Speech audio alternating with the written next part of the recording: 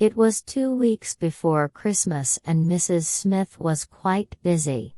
In preparation for the holiday season, she purchased a large number of Christmas cards to be sent to her close friends as well as the friends of her husband.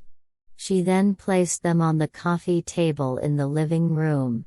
When her husband got home from work, she handed him the Christmas cards, stamps, pen, and address book she had prepared for their pals.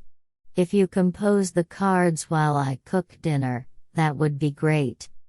In silence, Mr. Smith left the living room and entered his study.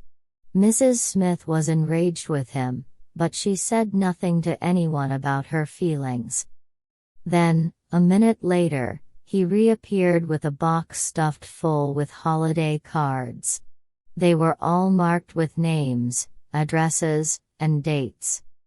"This is from last year," he said. "My apologies for the delay."